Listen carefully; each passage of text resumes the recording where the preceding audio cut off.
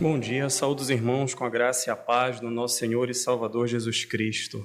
Amém. Convido os irmãos a abrirem a palavra do nosso Senhor na segunda carta de Paulo, segunda epístola de Paulo aos Coríntios, capítulo 1, versículo 15.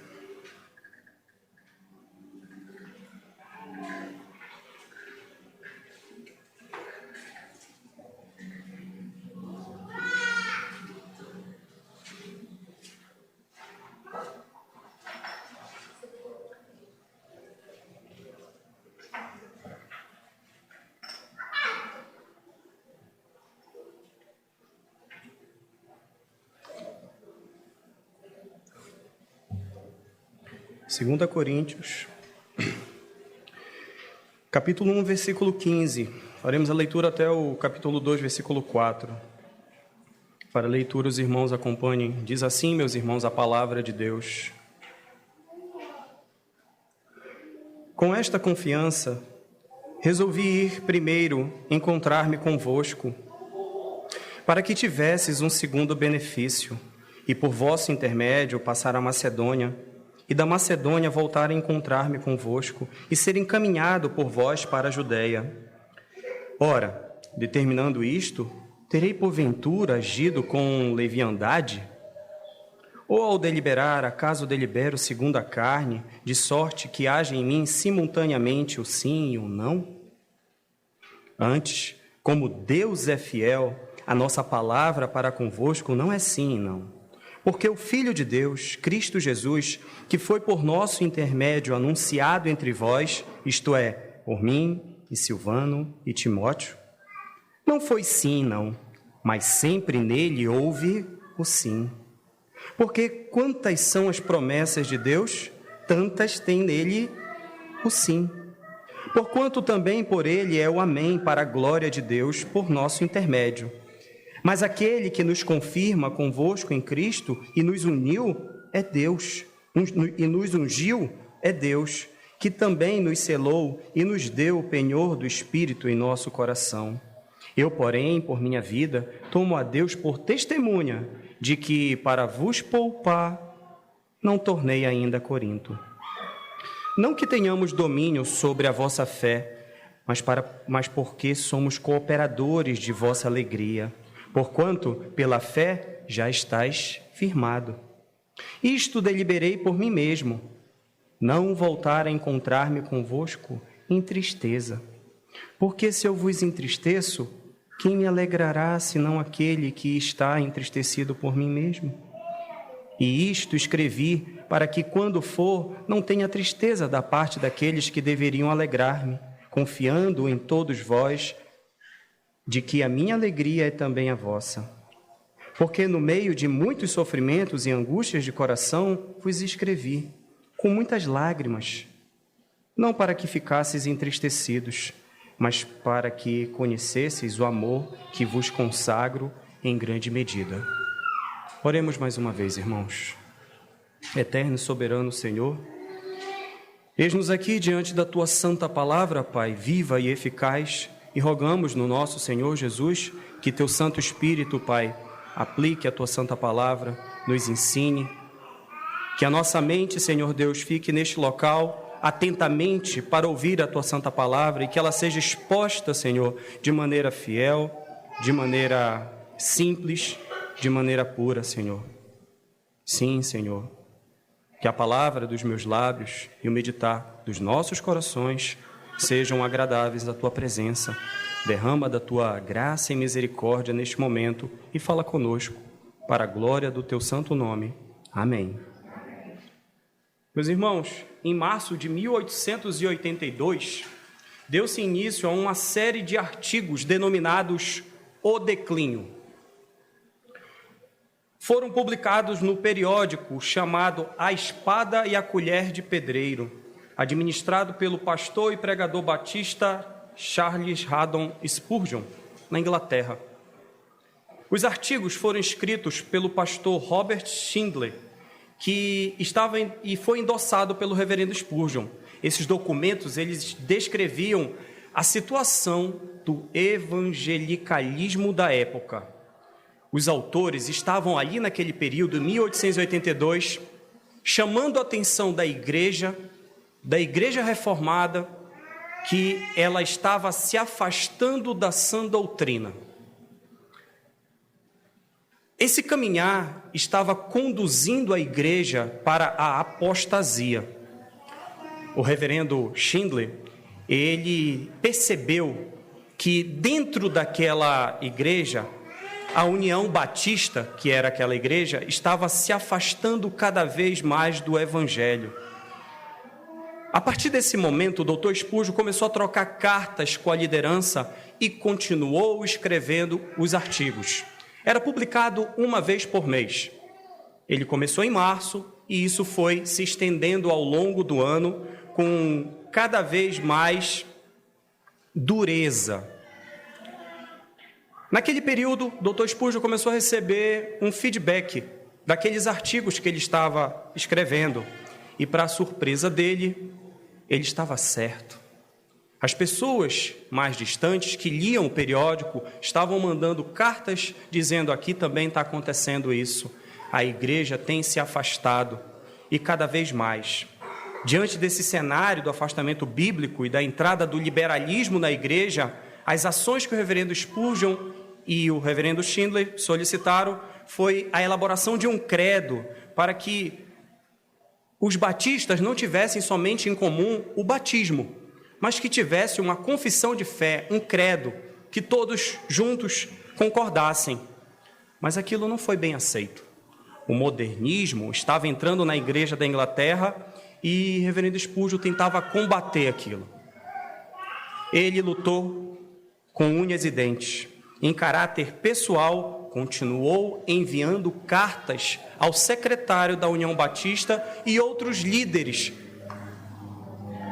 Mas esses irmãos foram cúmplices dos demais pastores que eram contra os posicionamentos do reverendo Spurgeon, e eles mantiveram em sigilo as cartas que foram trocadas. Ninguém ficou sabendo de nada. Sem poder se defender, por meio dos grupos, reverendo Spurgeon, depois de décadas sendo venerado pelos evangélicos, ele foi imediatamente encurralado por críticos da própria casa. O mais influente membro da União Batista foi submetido ao triste espetáculo protestante inglês, diante de mais de 2.000 pessoas, numa Assembleia Geral. Mais de 2.000 pessoas votaram contra o reverendo Spurgeon e as decisões dele, e apenas 7 pessoas ficaram a favor de Charles Haddon Spurgeon. A Assembleia, conta a história, vibrou com aquele resultado. O erro de Spurgeon diante de uma Assembleia Geral. Dr. Spurgeon ficou conhecido como aquele que fez acusações sem ter como comprovar, e como não tinha como provar, pediu demissão e fugiu. Foi desta maneira que este importante pregador faleceu, sem ter como provar. O que ficou foi a aparência de alguém rebelde. Ele morreu como alguém rebelde que não concordava. Muitas vezes, meus irmãos, as aparências enganam. Foi assim que o reverendo Spurgeon, que muitos de nós conhecemos, faleceu. Julgamos pelo que vimos e proferimos sentenças, por vezes, de maneira precipitada. Por vezes fazemos isso, tiramos conclusões falsas. Não nos damos o trabalho de ir lá checar a informação. A desinformação, ela é constante, principalmente no dia de hoje. Por vezes, meus irmãos, deixamos as pessoas pensarem sobre a gente como bem entendem. Não importa o que pensam de mim.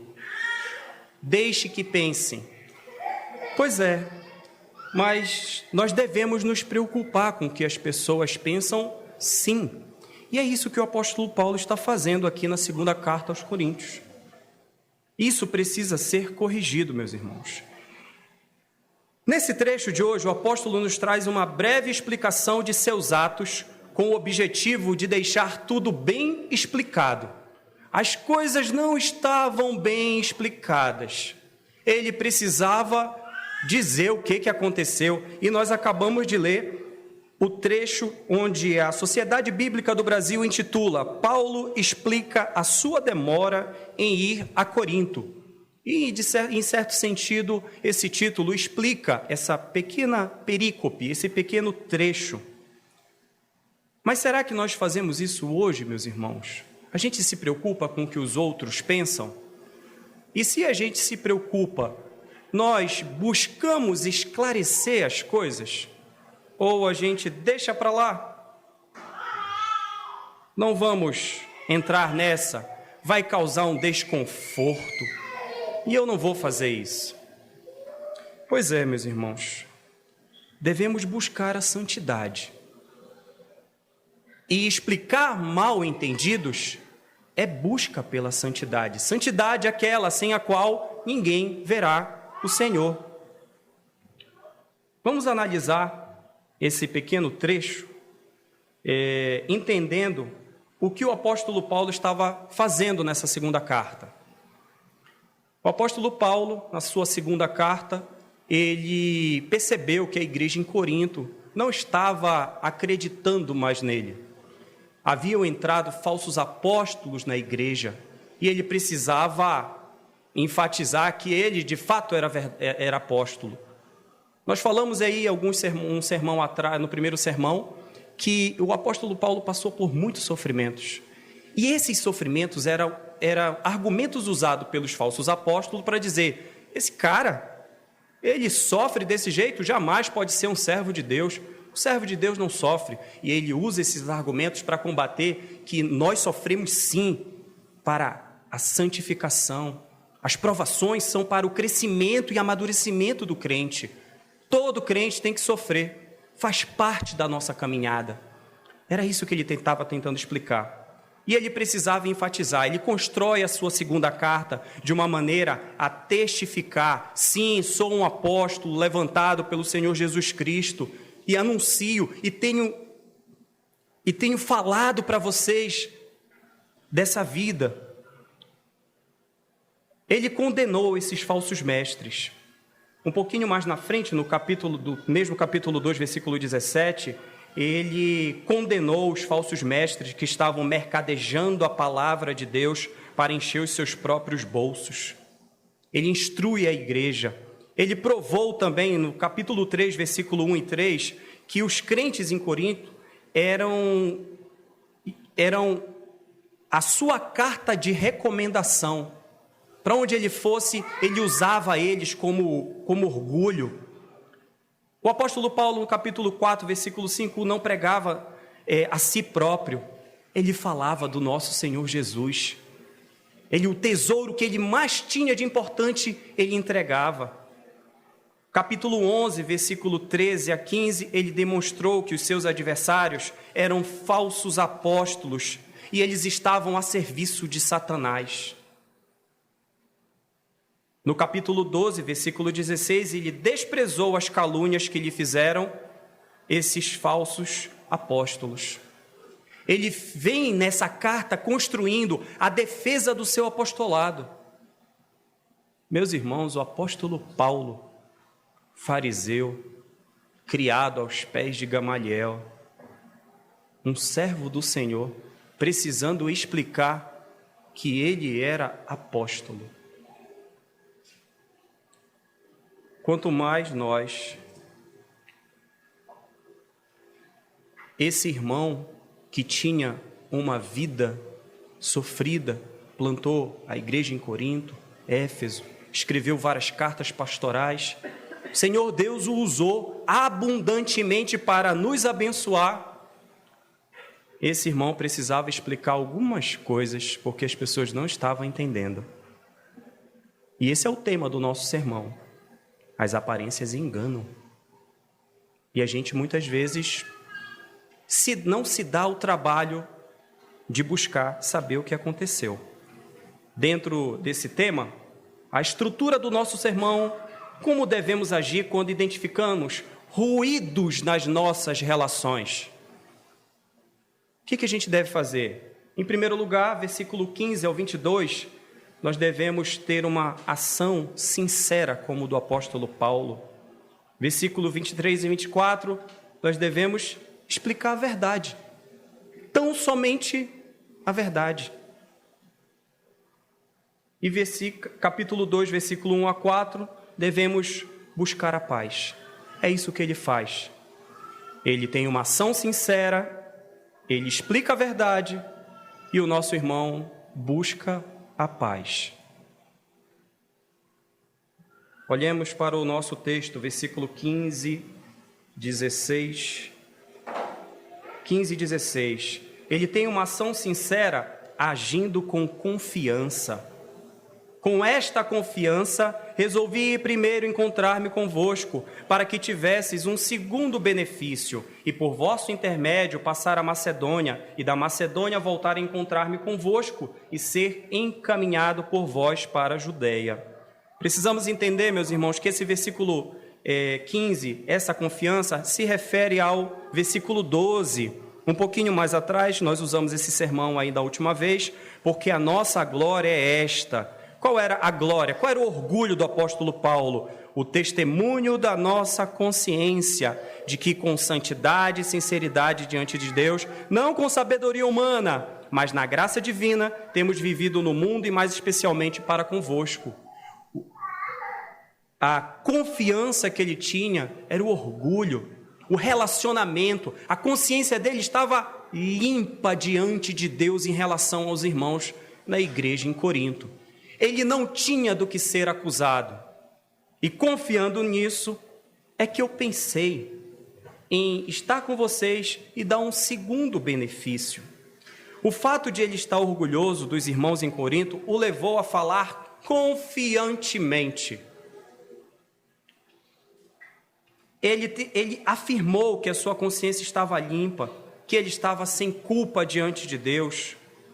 Imagina, irmãos, como nós nos chegamos uns aos outros quando nós não temos daquilo do que ser acusado. Nós chegamos tranquilo, sinceramente. Era assim que ele estava indo. Ele estava tão confiante que ele chega a afirmar ser um segundo benefício para eles o fato de poder ajudar na volta dele. Ele, ao escrever essa carta, se esforça para demonstrar uma ação sincera. Ele estava demonstrando honestidade. Ele estava sendo franco diante dos irmãos. Ele não hesita em dizer que poder ajudá-lo seria uma graça na vida da igreja. Vocês vão me ajudar e vai ser uma bênção na vida de vocês. Hoje em dia, facilmente, nós julgamos esse tipo de atitude de maneira errada. Se alguém chega e diz, olha, eu vou te abençoar, você vai me ajudar e eu vou ser uma bênção para você, soa como inconveniente, como alguém que se acha, alguém folgado. Pois é, mas o fato é que essa ação demonstra autenticidade e verdade. Ele explica que os planos era passar por Corinto, seguir para a Macedônia, voltar para Corinto, que seria o segundo benefício, e com a ajuda dele ser encaminhado para a Judeia. É o que diz o nosso texto. Mas, dentro desse cenário, a gente é levado a pensar que ele era um confiado, folgado. Mas se pensarmos em uma relação de terno amor, como dentro das nossas famílias, jamais afirmaríamos isso. Pois imaginem só um filho, um cônjuge ou um familiar que diga, pai, me dá alguma coisa para me abençoar? A gente, como pai, olha para ele e é folgado, mas a gente sabe que não é folgado. É confiança de um filho, de um cônjuge, para querer distribuir essas coisas. Devemos sim ser bênçãos. Dentro desse pensamento, se o apóstolo confia tanto nos irmãos, ele agiria com leviandade, que é o nosso versículo 17. Ora, determinando isto, terei porventura agido com leviandade? Ou ao deliberar, acaso delibero segundo a carne, de sorte que haja em mim simultaneamente o sim e o não? A Nova Versão Transformadora, meus irmãos, que é uma versão da tradução da Bíblia no nosso idioma, coloca esse verso da seguinte forma, ela nos ajuda bastante. Talvez vocês estejam se perguntando por que eu mudei de ideia. Será que eu faço os meus planos de um modo irresponsável? Será que eu sou como as pessoas do mundo que dizem sim quando na verdade querem dizer não? Estou agindo de maneira leviana? Isso é uma pergunta retórica e a resposta é não. Uma outra maneira de analisar essa questão é que nem tudo na vida, meus irmãos, está nas nossas próprias mãos. Porque às vezes o nosso Senhor, Ele usa algumas circunstâncias para mudar os nossos planos. O coração do homem faz planos, sim, e devemos fazer, mas a resposta certa dos lábios vem somente do Senhor. Devemos continuar fazendo os planos? Sim, o apóstolo Paulo fez, mas quando ele fez, ele não fez com leviandade, ele não fez com desatenção, ele não fez de maneira irresponsável. Ao plantar essa importante igreja, após ter passado vários meses ensinando, discipulando, pastoreando cada irmão daquela igreja, conhecedores do caráter do apóstolo Paulo, aquela igreja deveria sim ter reconhecido que a mudança nos planos de Paulo não teria sido feita por ele, mas sim por Deus. 2 Coríntios 1:17b, ele fala, ao deliberar, acaso delibero segundo a carne? Estou fazendo isso de acordo com a minha carne? Mais uma pergunta retórica. Absolutamente não. Romanos 8:4 diz assim, a fim de que o preceito da lei se cumprisse em nós, que não andamos segundo a carne, mas segundo o Espírito. O apóstolo Paulo já havia dito que ele andava segundo o Espírito e não segundo a carne. Ele não estava deliberando segundo a carne. No Sermão do Monte, o nosso Senhor Jesus afirma em Mateus 5:37, seja, porém, a tua palavra sim, sim, não, não. O que disto passar, vem do maligno. Eles sabiam que o Senhor Jesus havia ensinado a honestidade no falar. Mas a igreja estava desconfiando do apóstolo Paulo. Havia um mal entendido dentro daquele cenário. E ele escreve a segunda carta para tentar desfazer essas coisas. Ele precisava explicar, ele precisava esclarecer. Denunciaram e acusaram o apóstolo Paulo de falta de confiabilidade. Você não tem mais, nós não confiamos mais em você. Agora o nosso irmão, ele era um suspeito. Foi acusado e ele foi condenado pelos irmãos. Mas o amor do nosso irmão era tão grande por aquela igreja que ele envia uma carta que diz no versículo 2, capítulo 2, versículo 4, ele mandou uma carta que alguns teólogos estudiosos dizem que é a terceira carta aos Coríntios, e essa segunda seria a quarta, tem uma carta no meio. Ele envia uma carta triste, pesado.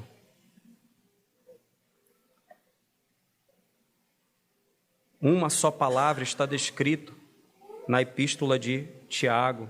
Tiago repete a mesma coisa, capítulo 5, versículo 12. Acima de tudo, porém, meus irmãos, não jureis nem pelo céu, nem pela terra, nem por qualquer outro voto. Antes, seja o vosso sim, sim, e o vosso não, não. Para quê? Para não cairdes em juízo. Devemos ser irmãos, servos de Deus de uma só palavra.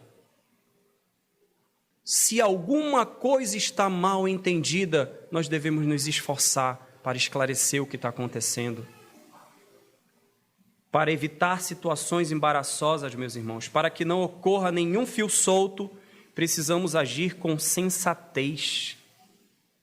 Explicando de outra maneira, que as nossas palavras sejam sempre honestas, que falemos a verdade sempre. Se falarmos a verdade sempre, jamais teremos dificuldades nos nossos relacionamentos. Ué, você quis dizer aquilo? Ou você quis dizer outra coisa? Não. Perdão, irmão, se eu me fiz entender desta maneira. O que eu queria dizer era isso. Precisamos nos esforçar, irmãos, em buscar esclarecimento. E assim, que nenhuma palavra leviana, precipitada, desatenta, escape dos nossos lábios.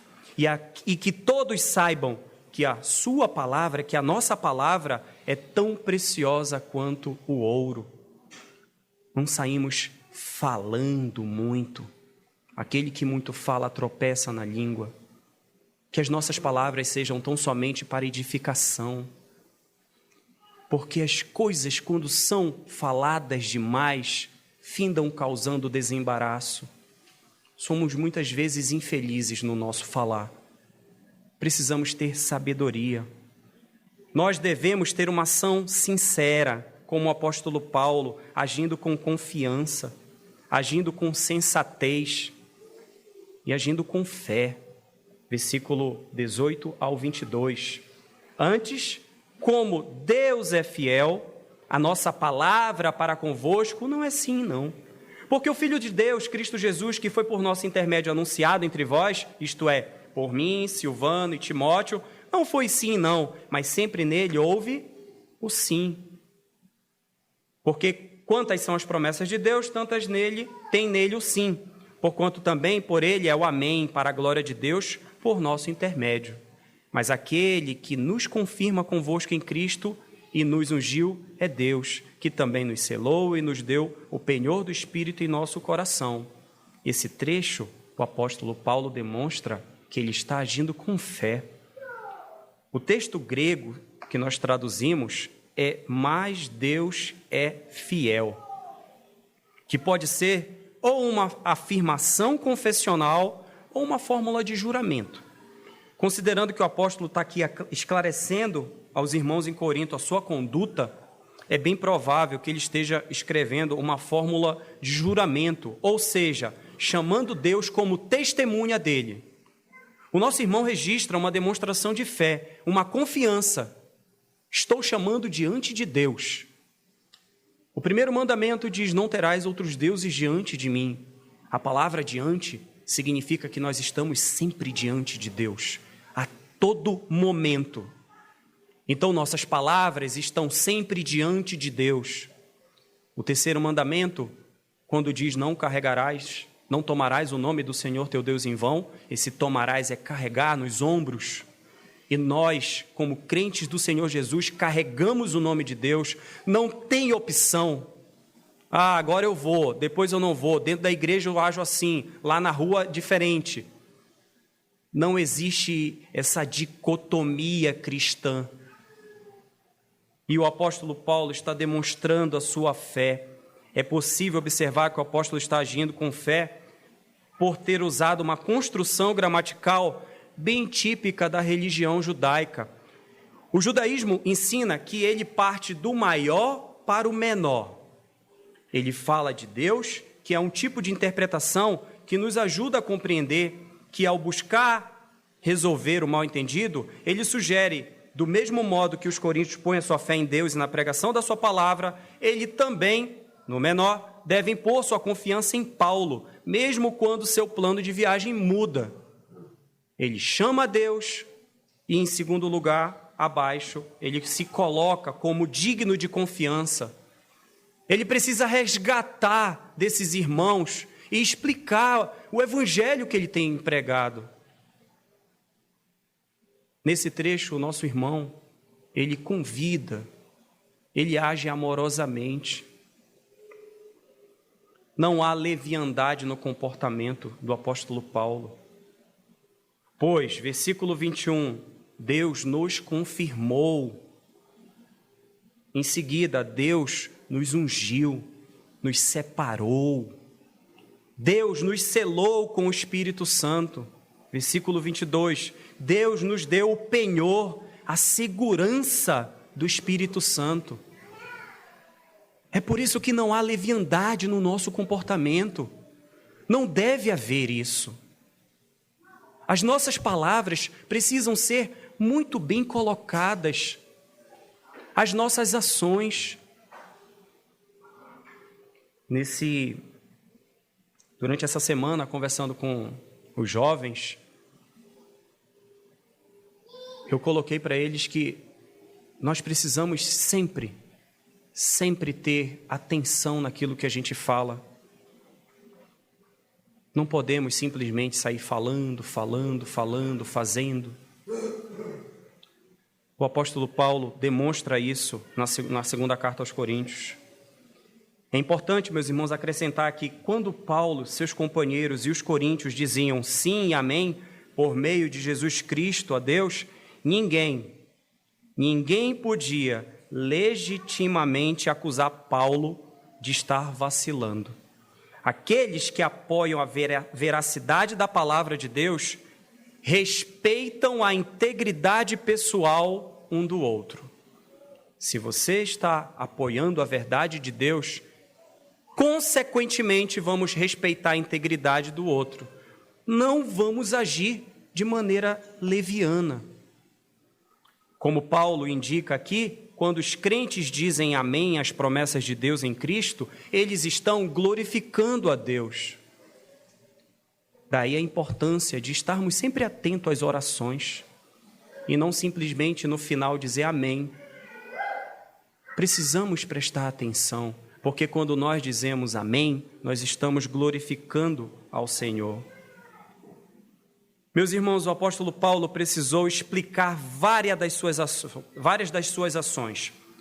Julgaram e condenaram sem sequer considerar o histórico do nosso irmão. E se eles consideraram, eles descartaram o histórico do apóstolo Paulo. Não tem mais partido conosco. Não confiamos mais em você.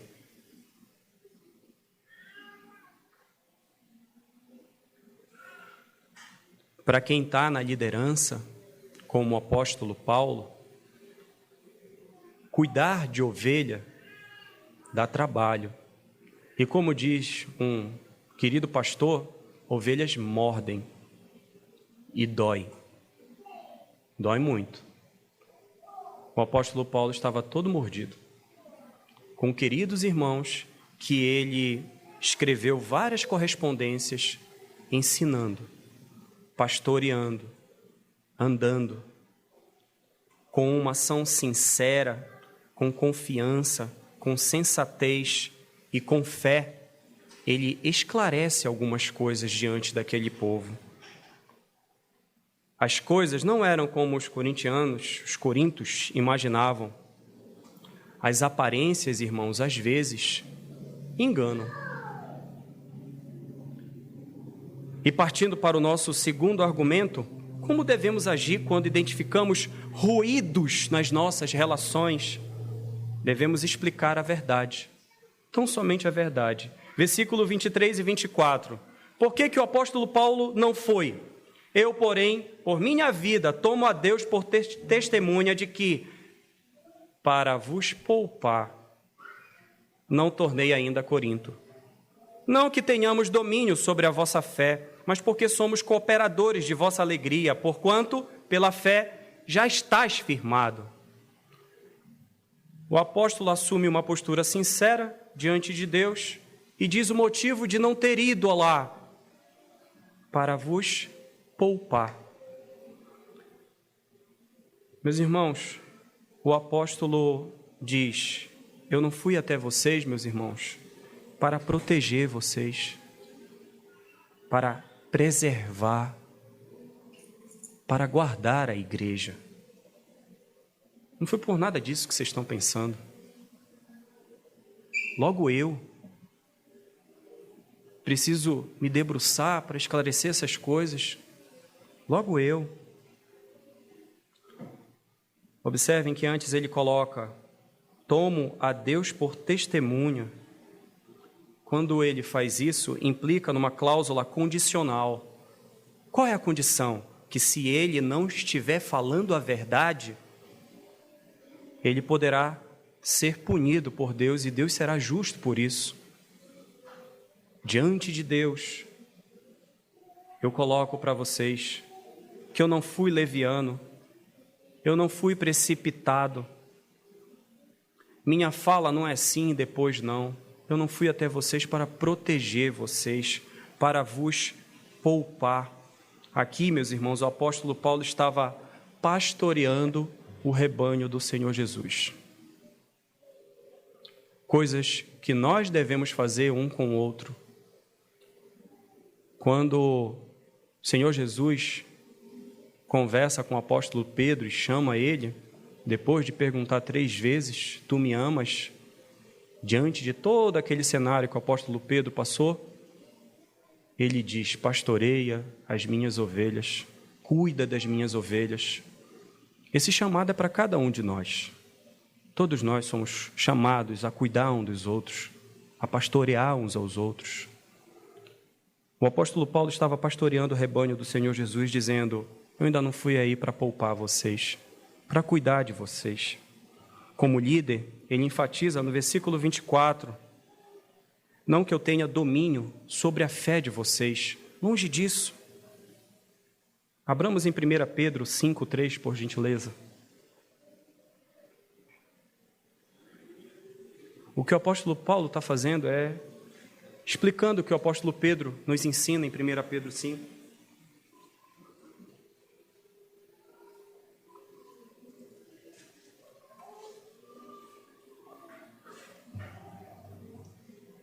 Pedro diz, 1 Pedro 5:3, nem como dominadores dos que vos foram confiados, antes tornando-vos modelo do rebanho. Liderança, meus irmãos, não tem domínio sobre a fé, sobre a nossa fé. A liderança não possui poder sobre os irmãos. A liderança não deve agir como senhor sobre a vida da igreja. O apóstolo enfatiza que nós somos cooperadores. O apóstolo Paulo explica que ele é um instrumento do Senhor para a alegria da igreja. Irmãos, todos nós participamos juntos do corpo de Cristo, cada um com as suas habilidades, cada um com os seus talentos, cada um com os dons que Deus concedeu. Cada um tem a sua função dentro do corpo de Cristo e não há domínio entre um e outro, pois só há um que domina entre nós e é Cristo o Senhor.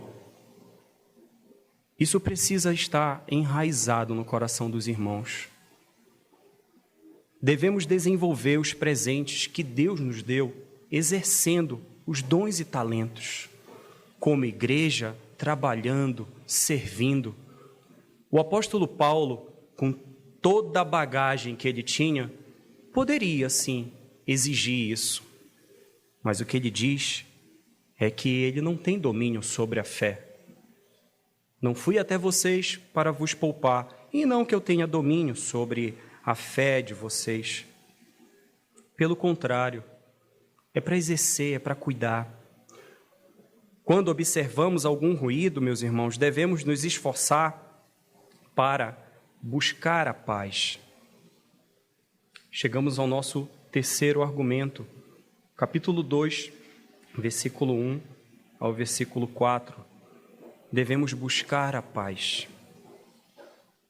Na verdade, meus irmãos, ele estava pouparia angústia à igreja para que depois houvesse alegria mútua quando os visitasse. Mesmo machucado, sua credibilidade colocada em xeque. A opinião de Paulo era que o tempo iria curar a diferença entre ele e os coríntios. Ele previa que a tristeza pela qual passou poderia se transformar em alegria quando os membros da igreja de Corinto realmente mudassem de ideia. O apóstolo Paulo estava buscando a paz. Ele estava esperando que aquilo iria se resolver. Ele não fugiu da igreja.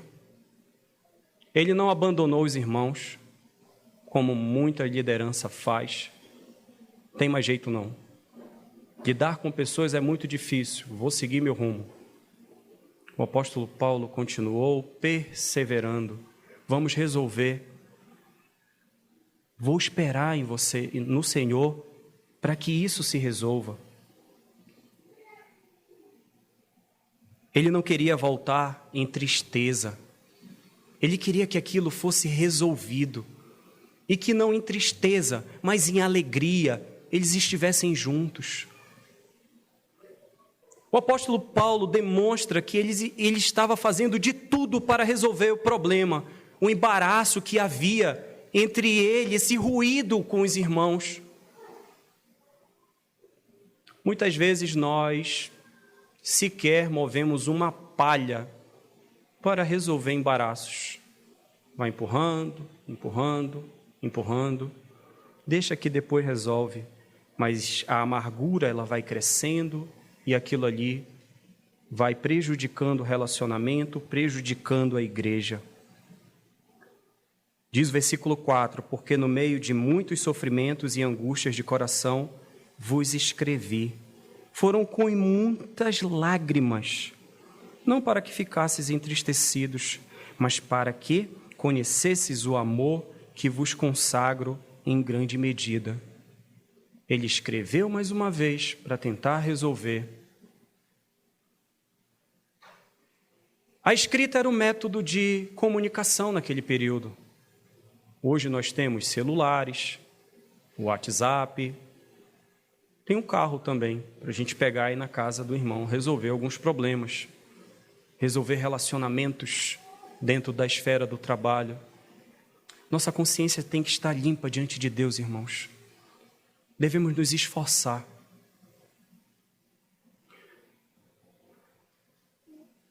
Como devemos agir quando identificamos ruídos em nossas relações, tendo uma ação sincera, agindo com confiança, agindo com sensatez, agindo com fé. Devemos explicar somente a verdade, sem inventar roda, sendo direto, sincero e buscando a paz. Partindo para a nossa conclusão, lá por onde nós começamos. As cartas que o reverendo Spurgeon trocou com os líderes só vieram à tona depois de muitos anos após a sua morte. Mas já não faria justiça ao servo de Deus. Por anos, ele ficou visto como alguém que fugiu da igreja e que abandonou o evangelho. Reverendo Spurgeon tinha uma doença crônica e usaram a doença dele para dizer que ele estava ficando pirado. Tentaram destruir a imagem deste hoje que nós sabemos, por causa dessas cartas que surgiram depois a vida dele. A santificação, meus irmãos, resulta da obra renovadora do Espírito Santo, conforme nós vimos no versículo 21 e 22. E a santificação nos leva à renovação e ao preparo para o ministério no mundo. Não existe santificação sem ação do Espírito Santo. E não existe ação do Espírito Santo sem aceitar o nosso Senhor Jesus como o único e suficiente Salvador. Não existe santificação sem Cristo. Não existe reatar relacionamentos sem o nosso Senhor Jesus. O apóstolo Paulo, ele usa de todos os argumentos que ele poderia para reatar um relacionamento. Houve ruído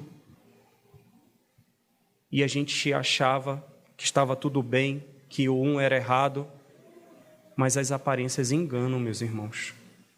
E enquanto a gente não for perguntar, vamos continuar desse jeito. Talvez haja alguma pendência, algum mal entendido nas nossas vidas. Que tal ir lá ver o que aconteceu? Como aplicação, em primeiro lugar, esforce-se, meus irmãos, em deixar as coisas bem claras. Não permitam que as aparências enganem. Se esforcem, tem que haver uma força extra tem que haver um empenho em deixar as coisas bem claras. Em segundo lugar, Provérbios 19, 2. Convido os irmãos a abrirem.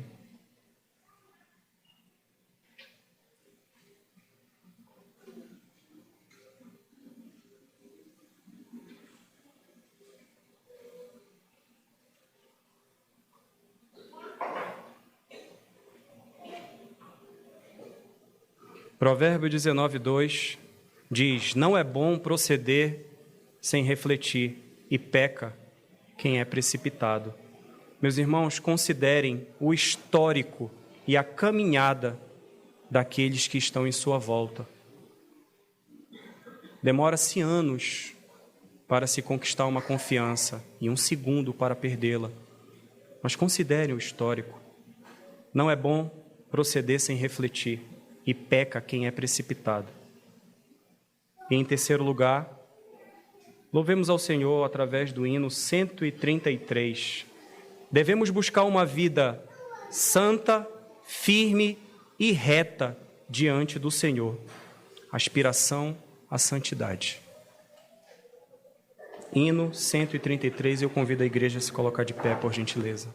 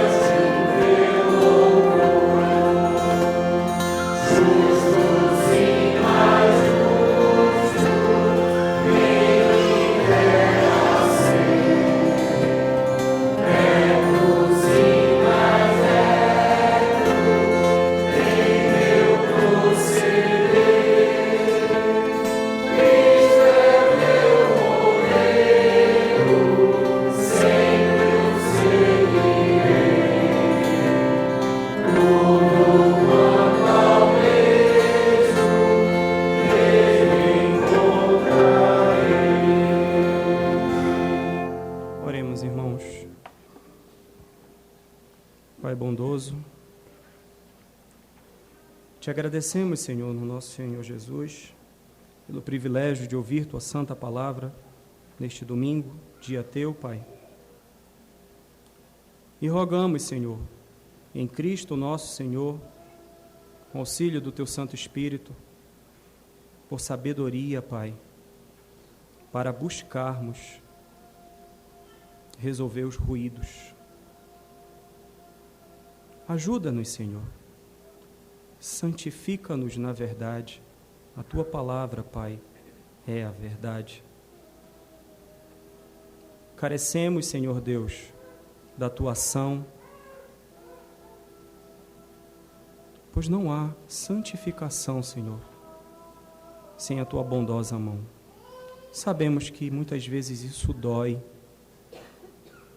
mas sabemos que precisamos passar pela peneira. Sabemos que isso é a tua santa vontade. Fortalece a tua igreja, Senhor. Vivifica-nos, Senhor, por amor do teu santo nome, e que sejamos, Senhor, verdadeiros servos teus, não para a nossa glória, Pai, mas para o engrandecimento e santificação do teu nome, Pai. Sê conosco, Pai. Perdoa os nossos pecados e bondosamente, graciosamente e irresistivelmente nos conduz, Pai. Oramos no nosso Senhor e Salvador Jesus Cristo. Amém.